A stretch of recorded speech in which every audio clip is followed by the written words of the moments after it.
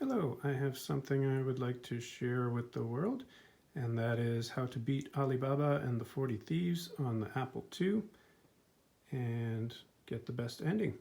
I don't like emulators very much, so we're going to play on original hardware with my pirated copy of the game from back in the day that used to say Alibaba, but it got some water spilled on it somewhere along the way.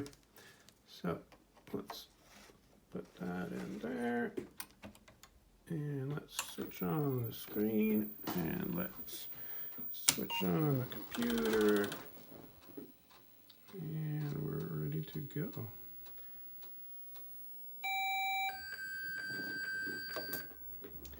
I apologize for the crummy camera work. I don't have a tripod or nothing, so just literally holding an iPhone in my hand as I'm trying to play the game with my other hand. So we're going to start a new game. We're in Alibaba Home. If your version is saying Pirates Cove instead of Alibaba Home, I don't like that version of the game, so better to get a good version. We're going to turn off the monster rebirth rate. That spawns random monsters into the game. Sometimes it spawns allies, sometimes it spawns monsters who will actually distract your other enemies and they'll start infighting, which can actually be helpful, but I find it mostly a hindrance, so I'm going to turn it off. Here we are on the dusty road, and I'm going to head right over to the cemetery, but I'm not actually going to go through the cemetery. I just want to distract these zombies and get them out of the way so that I can come through here next time on my way back. When they're all hanging around there, it's difficult to get by them without getting killed. Big zombie wants to hang out at the bottom of the screen. Come on up here, big zombie. There you go. Okay.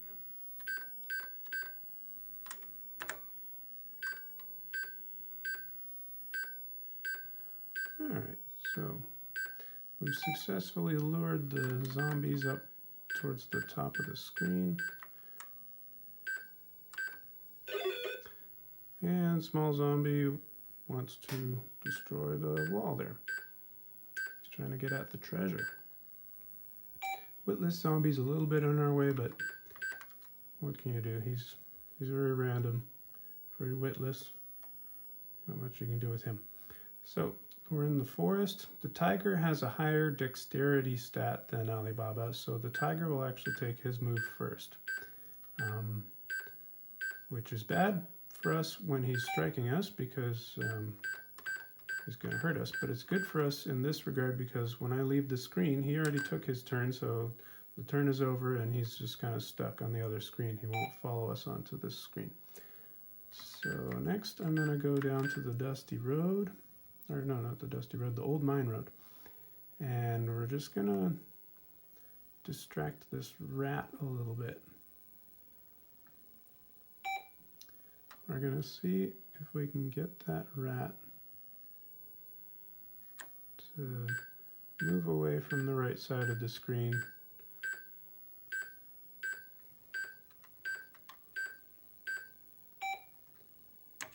See you later, Calico Rat. Okay, good. So the rat has been moved. The zombies have been moved. We're ready to head up into the Thieves' Cave.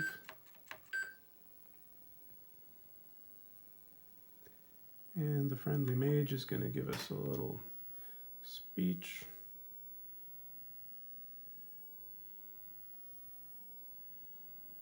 Sorry about the lines going up this screen.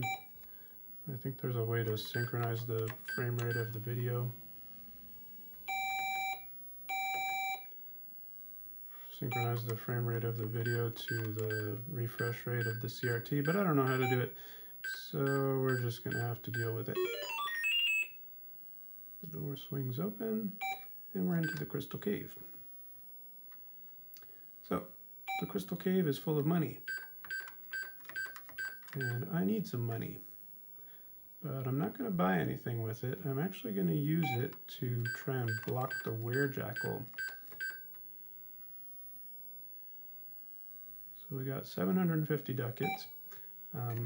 That's a good amount because you can see my speed stat is still 8, so we can still move quickly, and we can drop treasure in the path of our enemies to slow them down. So here we are through the air vent and into the jackal altar. There's the werejackal. So he has a lower dexterity score than me, so he goes after me. That's a pain in this case because he's really going to want to follow me onto the next screen, and I don't want him to do that because he'll kill me. So I'm going to go up into this little nook here, and we're going to hope that he goes up into this little dead end. Lucky for us, he did.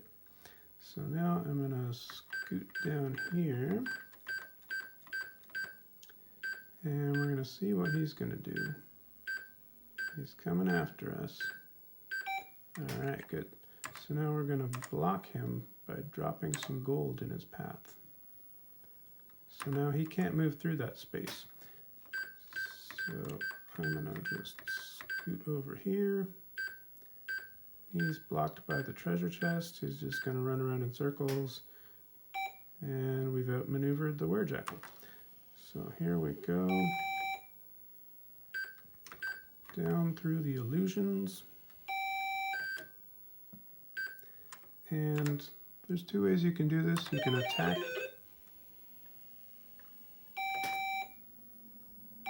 You can attack the invisible door there and make it open, or you can just drop a treasure chest and then you won't be forced off of that square like you otherwise would be. So here we are. We've rescued the princess. Sort of. Hasn't quite been official yet. There we go. We've officially rescued the princess. She is ours to command.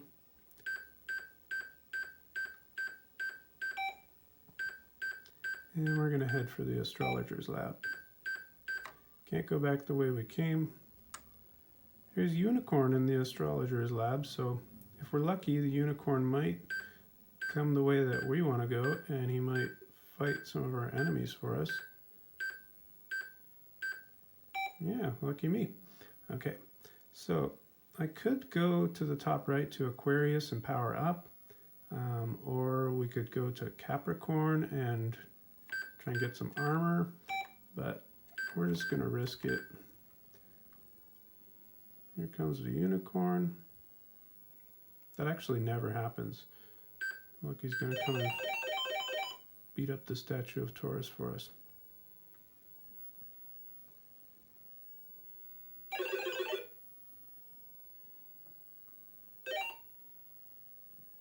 So the thing about the statue of Taurus, if you go to the left of him, there's a little teleporter that'll make you jump onto the same square as him, and he is really deadly in close quarters combat. The unicorn made a strategic error by jumping on top of the statue of Taurus. If you just stay off of this square that he's on, he can't really do much damage. His melee attack is really low. But I guess the unicorn didn't know that.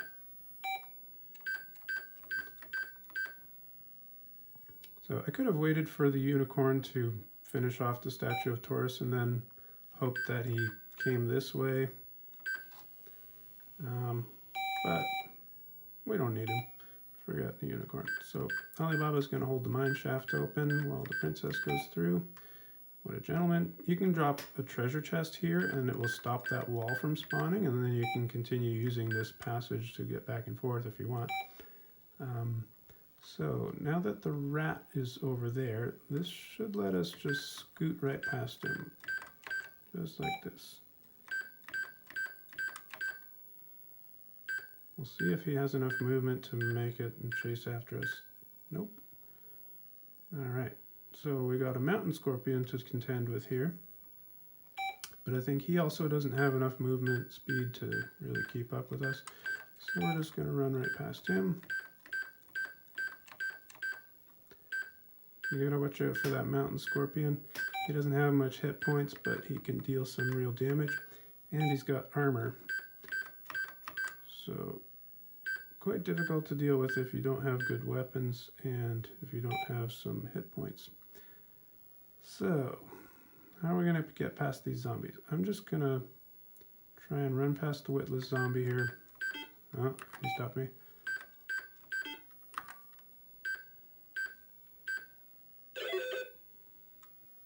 Big zombie still after that gold.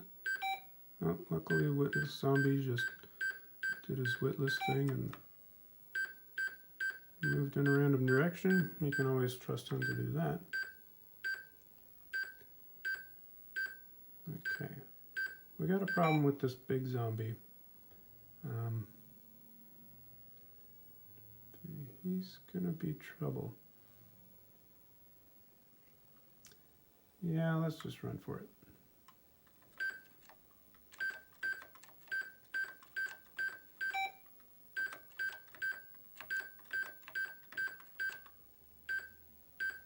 So the big zombie is going to chase me onto the next screen, and we're going to have to be a little bit lucky to escape from him.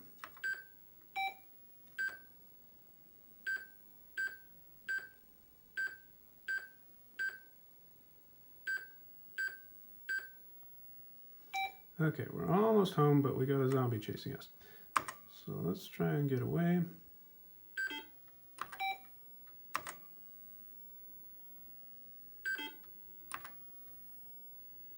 Big zombie fails to tackle us, and he misses.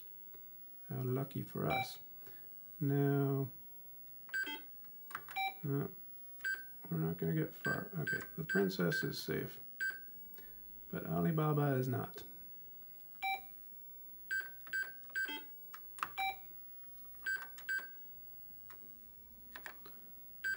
I don't want the princess running away without Alibaba.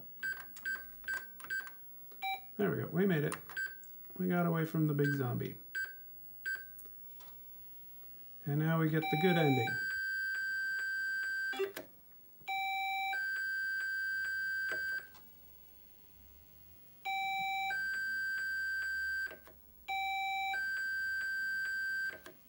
So that's all the normal ending. And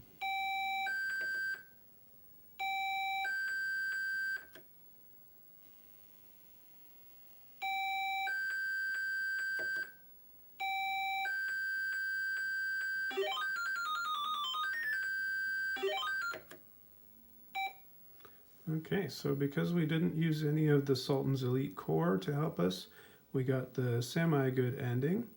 And because we didn't attack any enemies, we got the personal congratulations from Stuart Smith, which is the good ending. I hope you enjoyed the video, and we'll see you later.